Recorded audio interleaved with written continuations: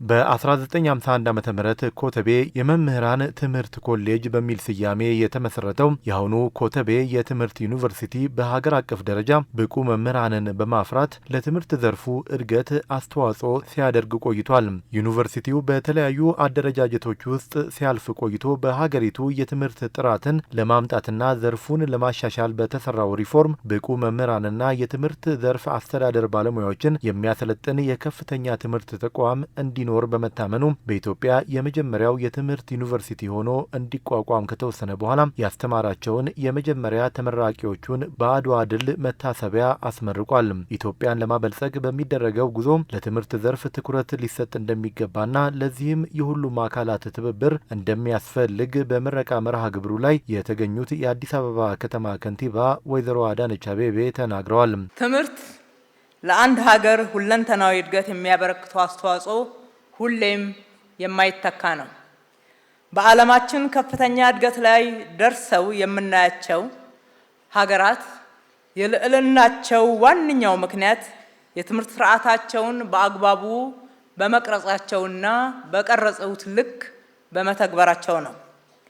ሀገራችንም እያለፈችባቸው ያሉ ዘርፈ ብዙ ፈተናዎችን በድል እያለፈች ወደ ብልጽግና የምናደርገውን ጉዞ ማሳካት የምትችለው ለትምህርት ዘርፍ ከፍተኛ ትኩረት በመስጠት ለዚህም ሁሉም ዜጎች፣ የመንግስት አካላት እንዲሁም ባለድርሻ አካላት ሁሉ የበኩላቸውን አስተዋጽኦ ሲያደርጉና ሲረባረቡ ነው።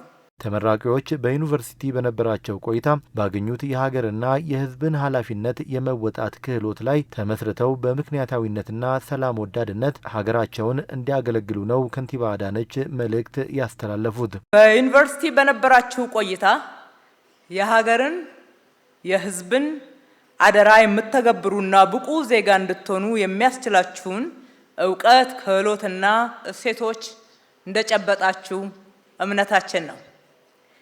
ትምህርት ትውልድን የሚቀርጽና የሚያንጽ መሳሪያ እንደመሆኑ መማር ማለት ደግሞ የአስተሳሰብና የአሰራር ለውጥ ማምጣት ስለሆነ የትምህርት ባለሙያነትም ትውልድን በማነጽ አገርን የመገንባት የማይተካ ትልቅ ኃላፊነት መሆኑን ለአፍታም ሳትዘነጉ መሆን ይገባዋል። ምክንያታዊነት፣ ሰላም ወዳድነት፣ ስራ ፈጣሪነት፣ ሁሌም ተማሪነት፣ ግብ ተኮርነት፣ ጠንካራ ተልዕኮ ላይ የማትኮር ብቃትና ዝግጁነት የየዕለት መመሪያችሁ እንዲሆን እንመክራለን። መጪው ጊዜ የወጣቶች ነው ያሉት ከንቲባዋ ወጣት ተመራቂዎች ብቁ የነገ ሀገር ተረካቢ ለመሆን መስራት ይገባቸዋልም ብለዋል።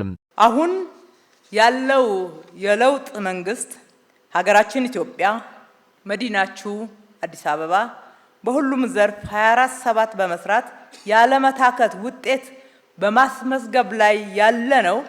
ከማንም በላይ ለቀጣዩ ትውልድ ነው። ቀጣዩ ትውልድ እኛ ባለፍንባቸው አስቸጋሪ መንገዶች እንዳያልፉ፣ እኛ በኖርንባቸው አስቸጋሪ ሁኔታ እንዳይኖሩ ለማድረግ ከዕዳ ይልቅ ምንዳን መረከብ እንዲችሉ ትኩረት በማድረግ ይህንንም ህልማችን በማድረግ እየሰራን ነው። እናንተ ተመራቂዎች ወጣቶች ናችሁ። መጪው ጊዜ ደግሞ የወጣቶች ነው። ከዛሬው የተሻለ ብሩህ ተስፋ ይጠብቃችኋል። ለሚጠብቃችሁ ብሩህ ዘመን፣ ለተለወጠ ነገ ራሳችሁን አዘጋጁ፣ ብቁ ሁኑ፣ ሁልጊዜ ተማሩ። ህይወት ሌላ ትምህርት ቤት ናት።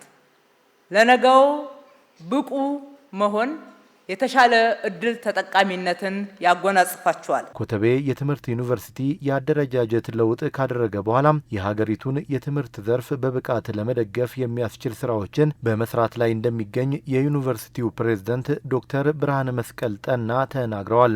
ኮተቤ የትምህርት ዩኒቨርሲቲ መስከረም 2014 ዓ.ም በአዋጅ ቁጥር 1263/2014 በልዩ ተልዕኮ የሀገራችን የትምህርት ዩኒቨርሲቲ ወይም ስፔሻላይዝድ አፕላይድ ዩኒቨርሲቲ ኦፍ ኤጁኬሽን ሆኖ ተቋቁሟል።